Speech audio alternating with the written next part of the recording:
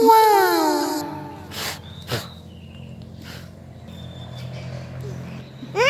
May asim. Parang sabid na eh.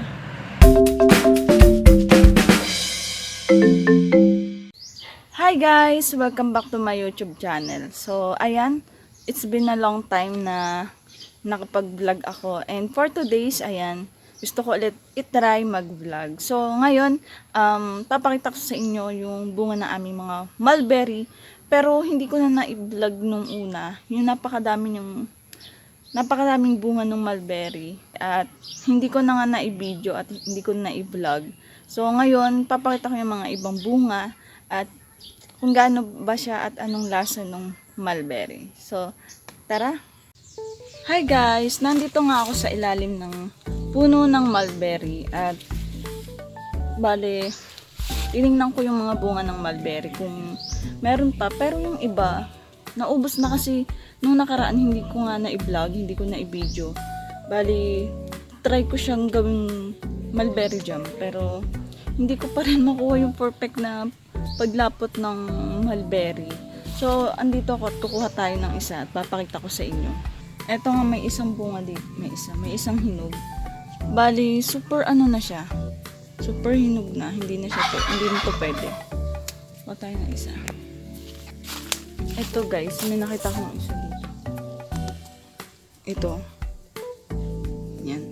Bali, yung ibang bunga nag-aano na siya. Parang naano na siya sobrang hinog, tas naano ng tubig, ulan, init.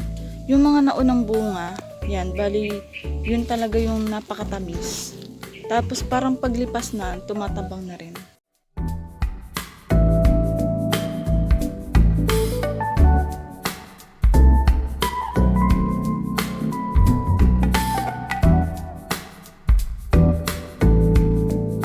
Kapag pumupunta ako dito, hindi ko na nga hinuhugasan yung iba. Diretso kain ko na. Eh ngayon, parang kailangan mo pang hugasan kasi madaming langgam. Wala akong makita kasi kakunti na yung bunga. Hindi na siya masyadong... Ito baka maasim. Tsaka baka may langgam. Sobrang may kunti asim. Ito may napitas ako maliit. Baka kasi may langgam. Ito nga meron.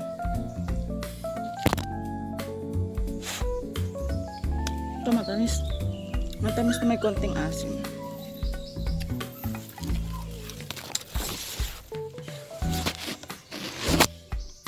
Makatas lang to. So, ito na nga guys yung mga, ayun nahulog pa. Ito na nga guys yung mga nakuha kong mulberry. Ayan. Ito na lang yung mga natira. Wrong timing ako mag-harvest at wrong timing ako mag-vlog para i-harvest yung mga bunga. Ito na nga yung mga nakuha ko guys. Ayan. So, dami langgam. Thank you for watching guys. Don't forget to like and share and subscribe my YouTube channels. God bless. Bye-bye.